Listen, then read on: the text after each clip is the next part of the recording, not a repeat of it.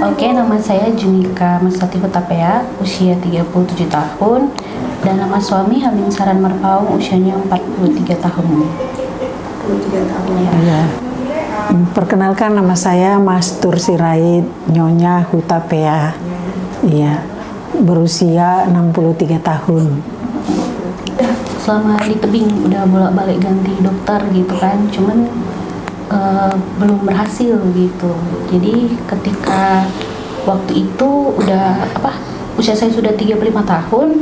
Jadi saya bilang sama suami saya udah 35 tahun, itu sangat resiko tinggi kalau dalam perempuan kan, untuk promil-promil gitu. Jadi ketika itu kami pernah berobat ke satu dokter, disarankan insem. Jadi waktu itu di HFC lagi ada promo insem di Agustus 2022. Jadi kami ketemu di dokter Hilma ini di September 2022. Setelah dilakukan pemeriksaan, tidak disarankan untuk dilakukan tindakan inseminasi. Jadi kami naik ke level bayi tabung gitu. Saat hasil pemeriksaan itu ternyata didapat banyak masalah gitu, kayak ada kista, ada miom, dan satunya lagi tuba fallopi kiri non paten dengan hidrosalping. Jadi itu kami sepakat sama dokter, dilakukan dulu operasi laparoskopi dan hysteroscopy, baru kami memulai di Desember 2023 mulailah OPU pertama sekali gitu. Dan OPU kedua di Februari 2024, kemudian di ET-nya di tanggal 25 Juni 2024 gitu.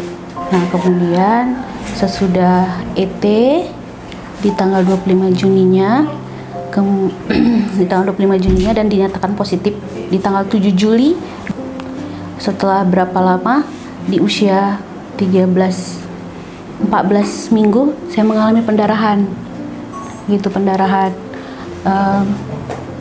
puji Tuhannya si adik masih bertahan karena di situ udah takut karena darahnya banyak sekali keluar gitu kan. Kemudian bed rest di rumah sakit selama 8 hari, terus USG, ternyata detak jantungnya masih ada gitu. Kemudian dokter sarankan bed rest, jangan capek-capek gitu kan. Kemudian di 11 Oktober karena heart rate saya selalu tinggi, saya dirujuk ke dokter Anggia di Rumah Sakit Regina Maris gitu.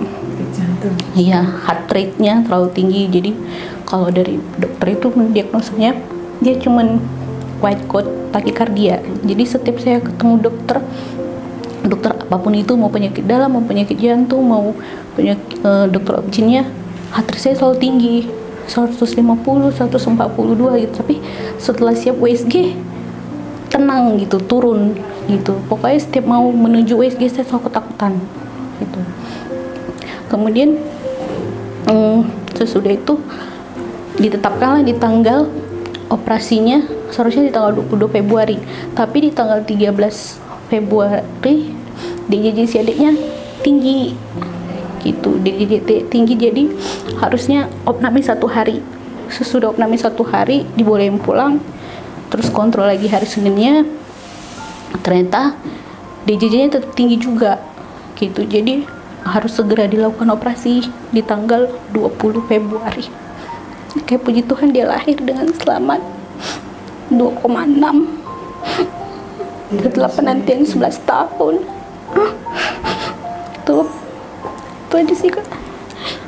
Terima kasih banyak loh buat Dokter Hilma, buat kebaikannya, kesabarannya dalam membantu kami mewujudkan kerinduan kami untuk menjadi orang tua. Terus sama Dokter Diana juga yang selalu siap sedia memberikan ketenangan, yang selalu jangan khawatir, apalagi di Januari 2000 tanggal 9 Januari saya didiagnosa lagi DM gestasional. Jadi semuanya udah bersatu padu lah. Di situ ada DM-nya, ada hipertensinya gitu. Tapi puji Tuhan melalui Dokter Diana juga yang dengan memberikan semangat, yang maksudnya jangan khawatir, selalu menguatkan gitu. Yang penting tenang, angka boleh tinggi gitu, tapi ibunya sehat-sehat kok gitu. Soalnya kalau ada sakit jantung ibu babynya nggak akan berkembang, katanya kayak gitu. Ini pasti ya semuanya mukjizat Tuhan sama perpanjangan tangan Tuhan melalui dokter Hilma dan dokter yang lainnya, dokter Diana, dokter Anggia. Itu aja.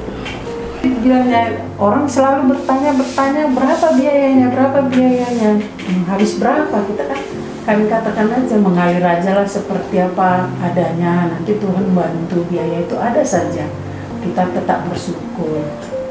Nah, jadi dokter Hilma pun selalu memberikan motivasi walau nampaknya dia agak cerewet apa begitu kan, tapi saya katakan kepada putri saya, sakit punya anak tapi lebih sakit tidak punya anak. Baru lagi dia USG kontrol ke dokter Hilma jam-3 jam 4 dia pulang ke kosan pendarahan. Jadi saya memang sudah di rumah sudah agak gelisah gitu kan, cepat-cepat datang pas udah dibawa dia ke UGD. Jadi saya katakan sama dokter Hilma, dok, cemana cucu saya katakan gitu sama dia. Mudah-mudahan Bu sehat selamat.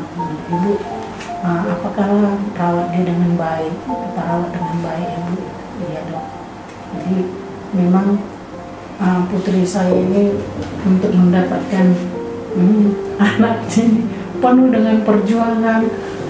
Puji dan syukur juga dokter Anggia juga memberikan ketenangan, memberikan sampai kami minggu ke-30 pun harus bertemu dengannya, dan seminggu sebelum operasi harus bertemu. Saat kami sudah bertemu dia bergembira, ibu sudah tidak tegang, sudah sehat katanya.